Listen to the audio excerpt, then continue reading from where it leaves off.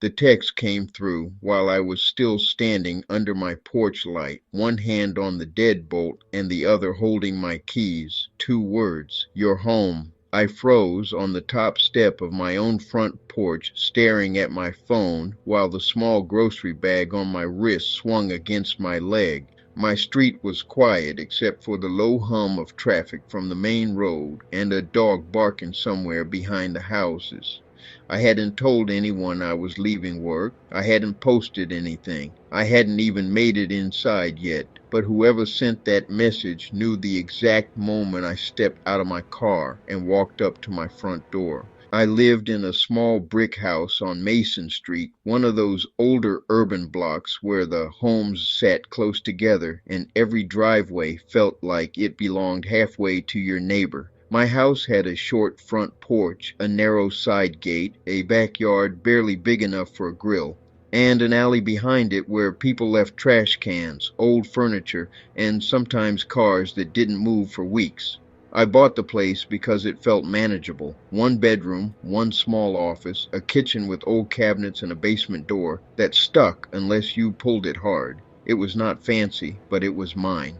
At least that was how it felt before a stranger started knowing when I came home. I stood on the porch for too long, watching that message glow on my screen. My first instinct was to text back, "Who is this?" But something in me stopped. Replying felt like opening a door I could not close. I looked down the block. A few porch lights were on. A sedan rolled slowly past the stop sign, then turned at the corner. Across the street, Mr. Powell's curtains were shut like always. The house to my left had been vacant for months after an elderly woman and her daughter moved out. The windows were dark, the grass was uneven, and a blue city notice was still taped inside the front window. I unlocked my door fast and stepped inside, locking the deadbolt, chain, and bottom latch before I even turned on the light. The first sign had happened the week before, but I ignored it because it seemed too small to be real. I worked closing shifts at a diner near the bus depot, so I usually got home after midnight. That night, when I pulled into my driveway, there was a folded paper tucked under my windshield wiper. I thought it was a flyer until I unfolded it and saw one sentence written in black ink. "You park crooked when you're tired." I remember standing beside my car, looking at my front windows, then down the street, then at the alley. Nobody was there. I told myself some neighborhood kid had done it. I threw the note away and went inside. I did not want to admit that someone had been close enough to touch my car and familiar enough to know my routine. The next morning, I checked my porch camera. It only showed the front steps, the sidewalk, and a little bit of the driveway if the wind had not shifted it. I watched hours of footage and saw nothing but headlights, cats, delivery trucks, and Mrs. Holt from 2 doors down walking her little dog at sunrise. Whoever left the note had come from the side of the house where the camera didn't reach. That bothered me more than the note itself. My side gate had a latch, but it was old. If someone reached over just right, they could flip it open from the alley. I had been meaning to fix it for months. That morning I told myself I would buy a lock after work. Then life happened. I forgot. That is the kind of mistake you only understand after someone else uses it. 2 nights later, my manager let me leave the diner early because the last bus crowd never came in. I was grateful. I still had daylight left when I turned onto Mason Street at 8:12. I remember the exact time because my phone buzzed before I even parked. Unknown number. Early tonight, I nearly hit the brake too hard. My headlights washed over my porch, my front windows, the vacant house next door, and the narrow gap between the two properties. Nothing moved. I sat in my car with the doors locked, pretending to look for something in my purse while my eyes scanned every window on the block. A man stood half a block down near the corner store sign, but he was too far away to see clearly. Then he stepped behind a parked van and didn't come back out. I called my cousin Lena and kept her on speaker while I got out of the car. I told her not to hang up. She laughed at first, thinking I was being dramatic, until I reached my side gate and saw a thin piece of black thread tied from the gate latch to the fence post. It was low, almost hidden in the shadow. If I had opened the gate normally, it would have snapped. Someone had placed it there to see whether I used that gate. I backed away so fast my shoulder hit the side of my car. Lena heard my breathing change and stopped laughing. The message from the unknown number sat above the first one, like proof stacking on proof. Whoever it was knew when I got home, and now I knew they were checking how I moved around my own house. I didn't go through the side gate. I went straight to my front porch, unlocked the door, and stepped inside with Lena still on the phone. I checked the windows, I checked the kitchen, I checked the little office. Then I heard the basement door creak, not swing open, not slam, just creak, like something had shifted against it from below. I stood in the hallway staring at that old white door with the crooked handle. My basement was unfinished, mostly storage, washer and dryer, and a back utility door that opened toward the alley. I never used that door because the stairs outside were cracked and the lock stuck. I whispered to Lena that I thought someone might be downstairs. Lena, leave the house. I wanted to, but my feet would not move. The police came 20 minutes later. By then, I was sitting in my car across the street, watching my own house like it belonged to someone else. 2 officers checked the rooms, the basement, the backyard, and the alley. Nobody was inside, but the back utility door had scrape marks around the lock, and the old wooden frame looked chipped near the latch.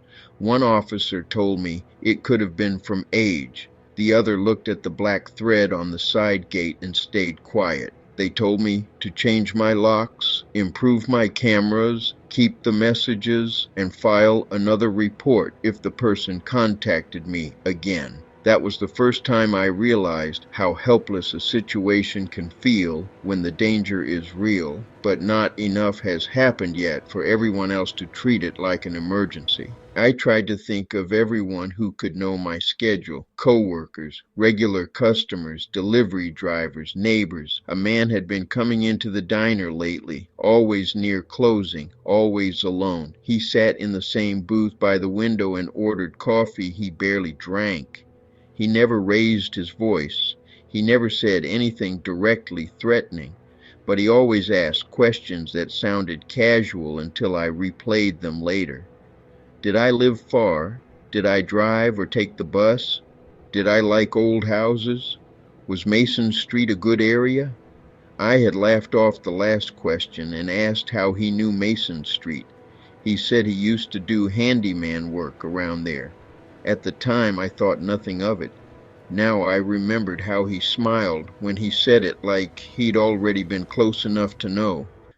The next day, I walked over to Mrs. Holt's house because she saw everything from her front window. Before I could finish explaining, she said, "I wondered when you were going to ask about that man." My mouth went dry. She told me she had seen someone going in and out of the vacant house next door twice that week. Not through the front door, through the back from the alley. She assumed he carried a tool bag and wore a faded work shirt. I told her no one was supposed to be checking anything. I called the number on the city notice taped inside the vacant house window. After being transferred 3 times, I reached someone who said the property had been tied up in a code enforcement issue and no work had been approved that month. No contractors, no inspectors, no handyman. That answer made the whole block feel different. I went into my backyard in daylight and looked at the fence between my house and the vacant one. Behind a leaning trash bin, I found 2 boards, loosened, just enough to pull apart, not broken, loosened carefully. Through that gap, someone could step from the vacant yard into mine without using the side gate or the sidewalk. In the dirt beneath it were shoe prints, flattened weeds, and a cigarette butt pressed into the mud like someone had stood there for a while. The police came back with a city worker who had access to the vacant house. Inside, The air smelled like dust, old plaster, and damp wood. The front rooms were empty, but upstairs in the bedroom facing my house, they found a folding chair near the window. The blinds were bent at the bottom. From that room you could see straight into my driveway, my front porch, and the side path where I carried groceries in. On the floor were empty coffee cups, a phone charger, a roll of black thread, and a small notebook.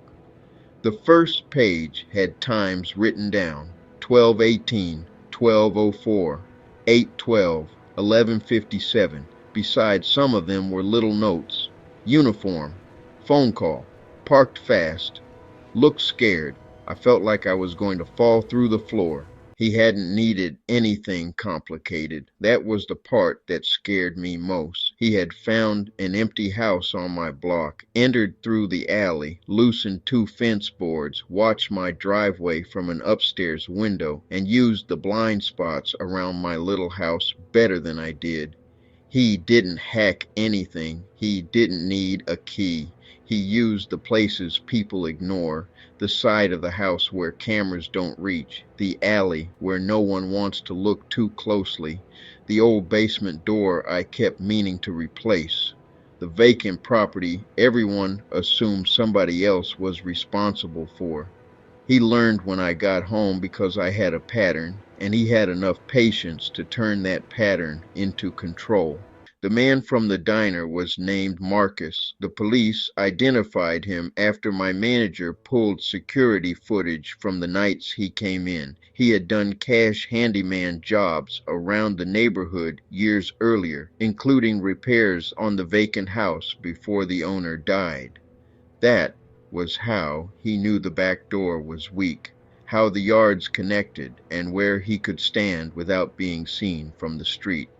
When they arrested him, he was not hiding in the vacant house. He was parked near the diner, waiting for my shift to end.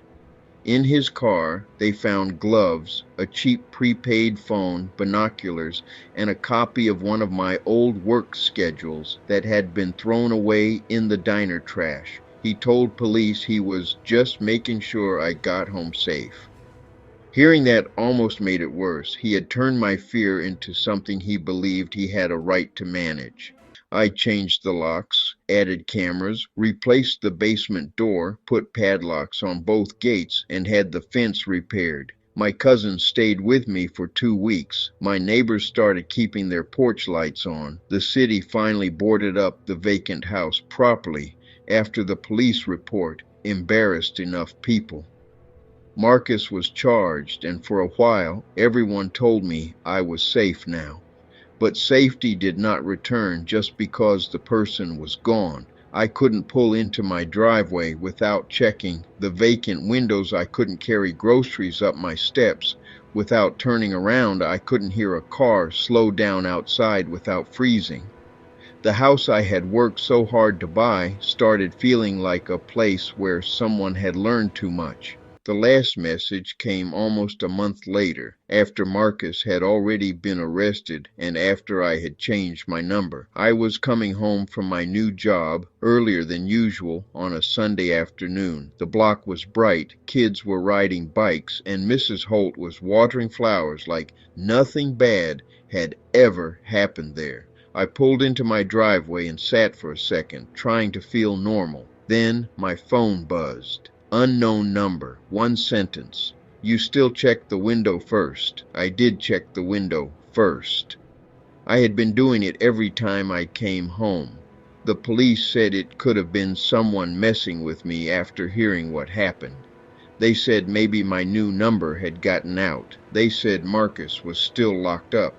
They gave me possibilities, but none of them explained how whoever sent that message knew exactly what I had just done. I still live in my house, but I don't look at homes the same way anymore. I notice side gates, dark windows, alleys, vacant properties, loose fence boards, basement doors, and people who ask one too many casual questions about where you live. The scariest part was not just that my stalker knew when I got home, It was how easy it was for him to learn: a weak lock, a blind spot, a routine, an empty house no one checked, a warning sign I almost ignored because I did not want to feel paranoid.